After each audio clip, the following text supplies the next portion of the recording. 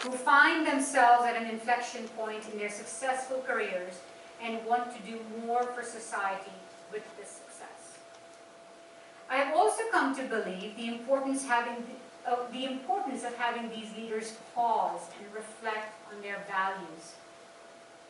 It was fantastic for me to see a slide this morning that described what the good society looks like.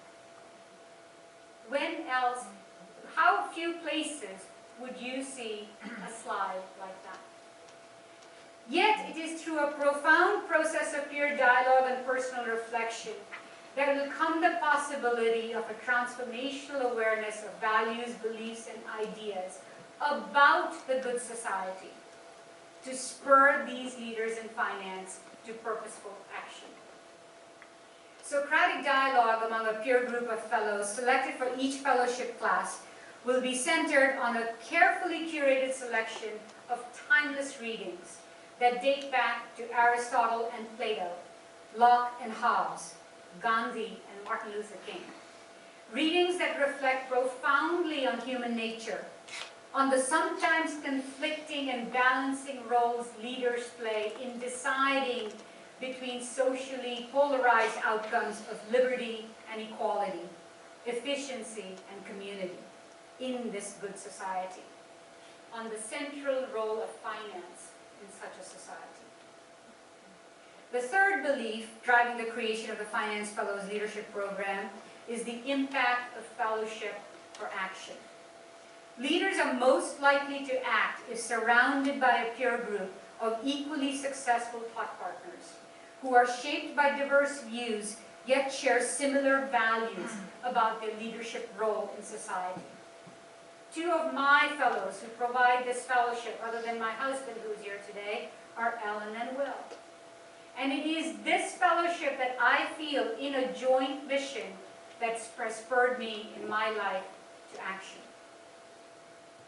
In 2005, nearly 20 years after graduating from SOM, I was nominated by then SOM Dean Jeff Garten to this Aspen Fellowship, to the Henry Crown Fellowship. My invitation, as it turned out, to hit the pause button and reflect on my leadership values and my responsibilities for impacting society at large. The fellowship served as a transformative wake-up call.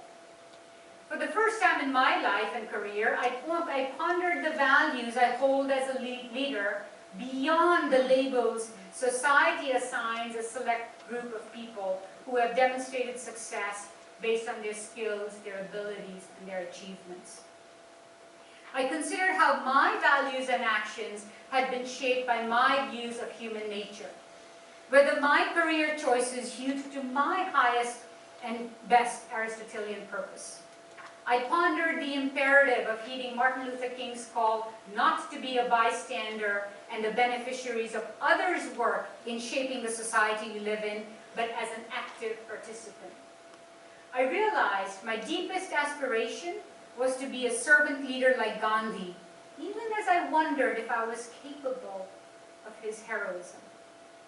I debated whether my true leadership test was to achieve greater career success or greater balance between my individual ambitions and societal challenges, between the spirit and the mind.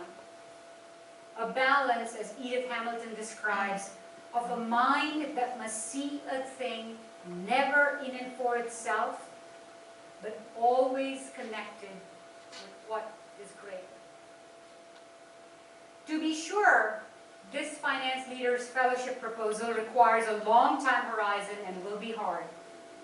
But it is in a group of leaders joined in their fundamental values about the connection between finance and society that I place the greatest confidence for the future of finance. Let me conclude.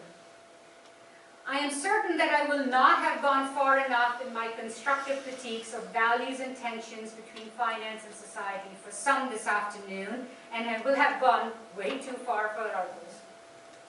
I am a firm believer that finance at its core lives up to Schiller's ideal of being the engine that drives the good society. I also agree with Bob Schiller in saying that rather than condemning finance, we need to reclaim it for the common good, that the industry's innovation is a messy and disruptive process, but we must encourage it.